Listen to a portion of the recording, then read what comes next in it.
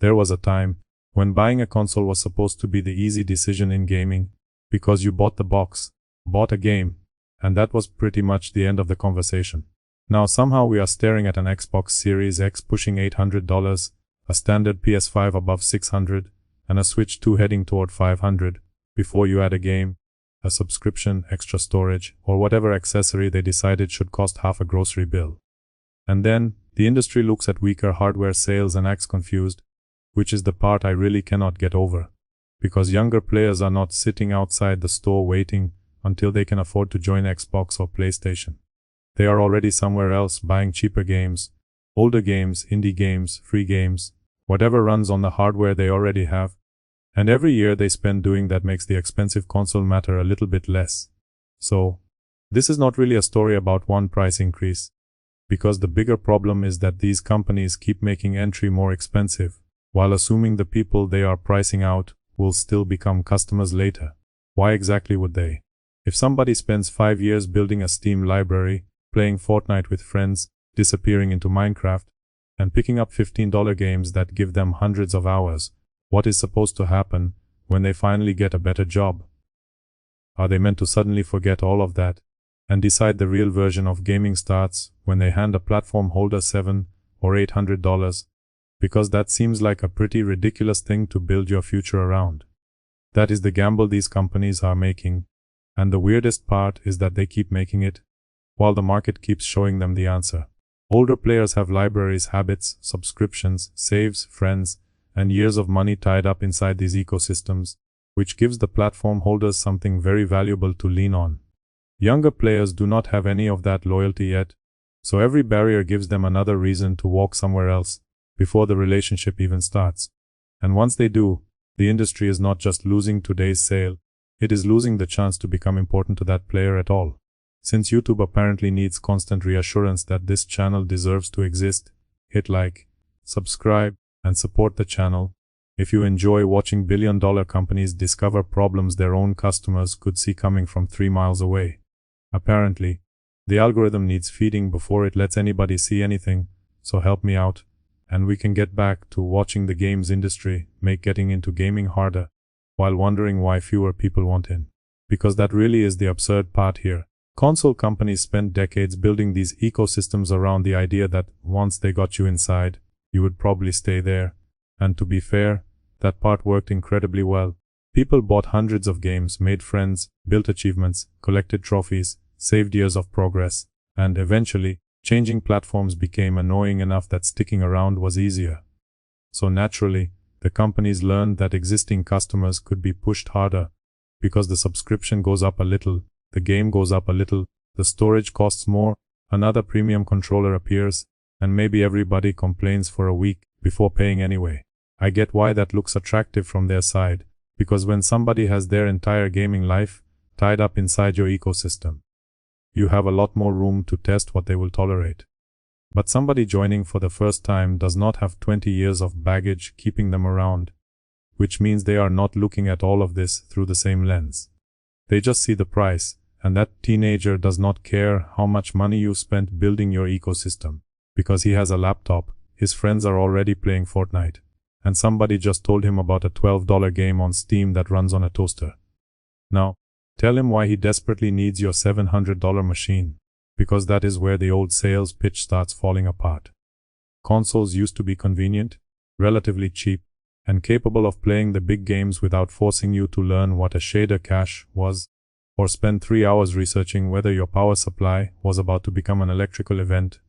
You bought the machine, plugged it in, and you were basically done, which was the entire point. That simplicity was the product.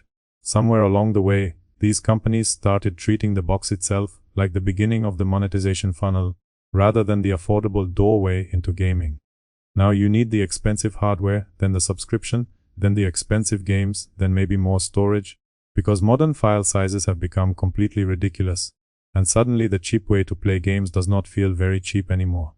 Microsoft can explain memory costs, Sony can point at economic pressure, Nintendo can talk about market conditions, and sure, some of those explanations are probably completely fair. But nobody buys an explanation, they buy the product, and if the product costs too much, You do not stand there admiring the difficult economics behind it. You put your wallet away and find something else to do. That is why I think these companies keep looking at the problem backwards, because they are obsessed with how much more the existing audience will tolerate, when the bigger question is how little friction the next audience will tolerate before they decide they do not need you. Younger players have options we simply did not have 20 years ago. There are decades of old games sitting on digital stores, thousands of indies, free games that can consume somebody's entire adolescence, and games where the social group matters far more than the hardware running them. There is so much entertainment available now that being unable to afford the newest console does not mean being unable to game, and I do not think the industry has fully understood what that does to the old hardware cycle. Years ago, being outside the newest generation actually felt like being outside the conversation. Now somebody can stay on older hardware, play one live service game for years, spend $20 during a sale, or jump into whatever cheap co-op thing their friends found that week, and never feel like they are missing much. They are not sitting there deprived and waiting for the industry to rescue them, because they are already somewhere else, having fun. And every time that happens, the argument for expensive dedicated hardware gets a little harder to make. This is why the whole, they'll buy one when they're older, idea makes no sense to me, because people do not spend years developing habits, and then automatically abandon them because their salary improves. If anything, those habits become stronger. Their friends are there, their games are there, their memories are there, and maybe they have 6 years of progress in one game, plus a Steam account containing 100 titles they picked up for less than the price of 3 new AAA releases. What exactly are Xbox and PlayStation offering that forces that person to start over? Brand history. Come on. Because Halo being enormous 20 years ago matters to somebody who was there 20 years ago, but a kid who grew up playing Roblox does not inherit your nostalgia through the bloodstream. PlayStation being part of your childhood does not automatically make it part of theirs. These companies have to create that relationship again with every generation, and instead, they are making the first step into that relationship more expensive. That is the part that feels almost self-destructive, because the people already inside are being charged more, precisely because they are invested, while the people outside are being given fewer reasons to come in. Then hardware growth slows, and, surprise, the existing audience becomes even more important, so now the answer is higher subscriptions, premium editions, accessories, recurring revenue, and another attempt to pull more money out of everyone who stayed. At some point, maybe the pricing strategy is the problem. And no, I am not saying consoles are going to disappear tomorrow, because millions of people still want them, huge releases still sell hardware, and there are experiences people will absolutely pay premium prices to get.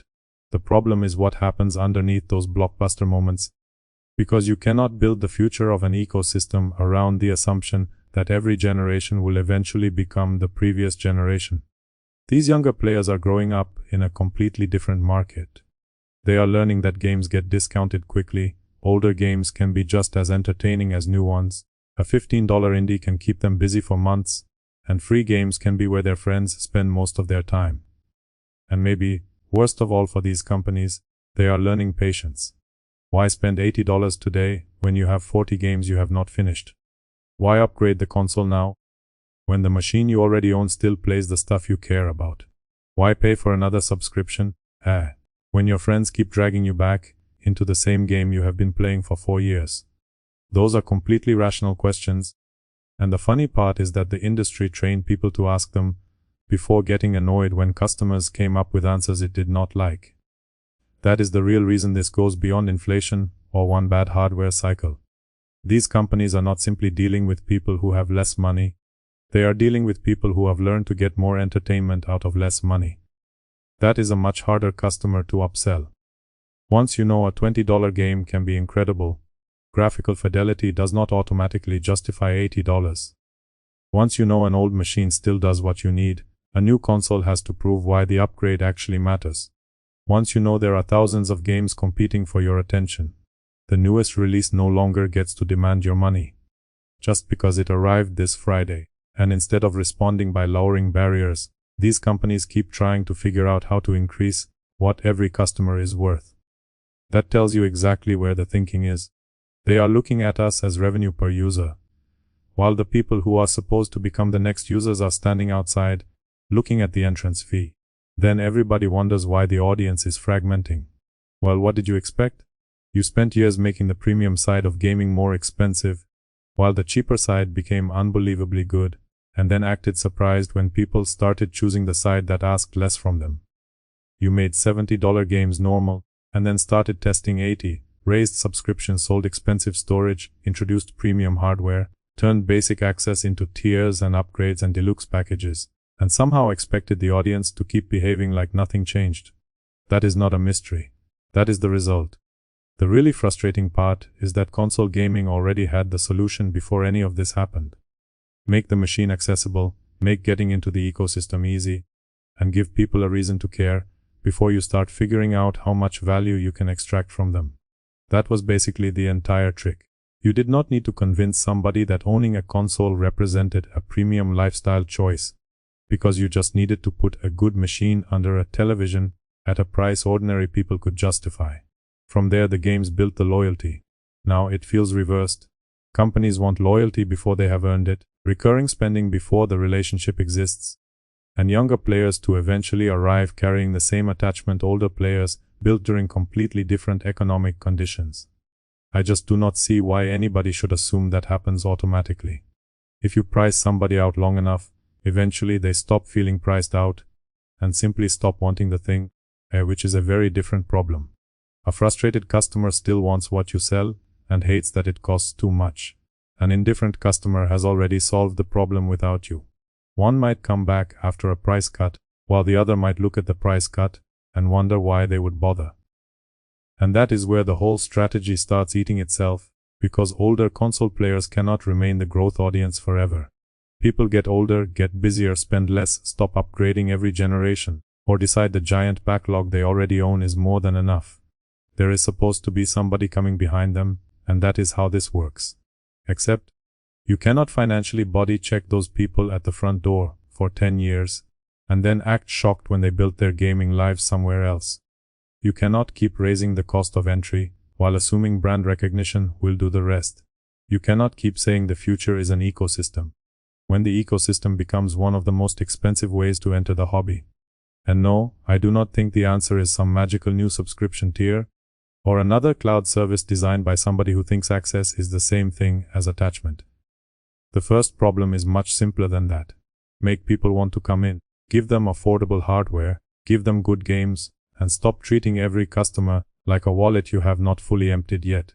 Maybe accept that the easiest way to build long-term spending is to first build long-term loyalty, because right now, these companies are doing the opposite.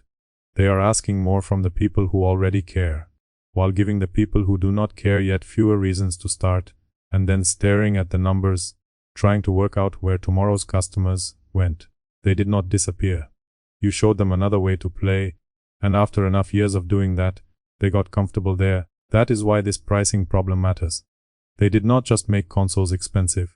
They spent years teaching the people who were supposed to become their future customers that consoles were optional. Anyway, that's all I've got for today. Go away now.